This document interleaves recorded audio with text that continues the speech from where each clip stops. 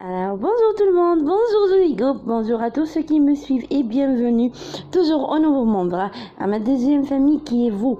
Alors vous êtes, je sais pas, vous êtes tout pour moi, vous représentez énormément pour moi et vous comptez beaucoup. Alors pour mes troisième années, je ne vous ai pas oublié.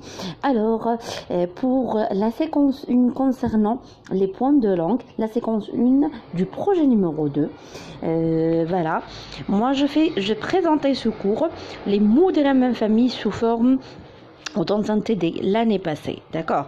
Voilà, quels sont les mots ou c'est quoi les mots de la même famille? Les mots de même famille sont des mots qui partagent une partie commune qui s'appelle le radical, d'accord. Comme combat, le combat, combattant, combattre, combattable, patrie, patrimoine, patriote, patriotique, libre, libéré, libération sont des mots de même famille, d'accord. On est bien d'accord sur ça. Maintenant, c'est la grammaire, l'expression du temps et les connecteurs chronologiques. La chrono, ça veut dire temps. Les connecteurs chronologiques pour la phrase qui est simple, elle a plusieurs valeurs. Elle peut exprimer, le connecteur peut exprimer, la date ou le moment. La date lorsqu'on donne, par exemple, le 8 janvier, par exemple, 2000, et on indique une date. Le moment, lorsque je dis hier, la veille, aujourd'hui, voilà, au mois de juin par exemple, et ça peut exprimer la succession. Succession, c'est comme l'énumération, d'abord, ensuite, puis enfin. C'est bon? La fréquence, c'est quoi la fréquence? Lorsqu'une chose est répétée, c'est-à-dire elle est souvent répétée, ou elle est par exemple juste à des moments, elle n'est pas trop répétée, d'accord?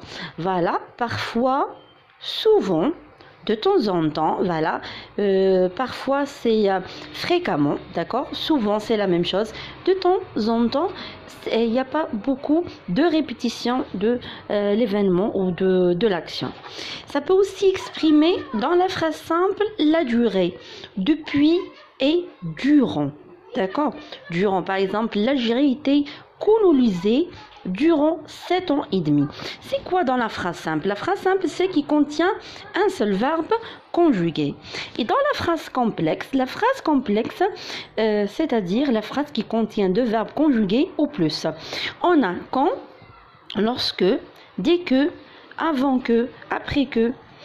On a ici dans la phrase complexe, ça peut exprimer la simultanéité deux actions qui se produisent en même temps, quand et lorsque, d'accord. Pour la simultanéité, pour l'antériorité, on a avant que, par exemple, et la postériorité, une action avant une autre, l'antériorité.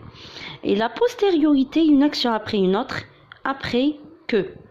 Pour le cours de conjugaison, il s'agit de l'imparfait et le passé simple.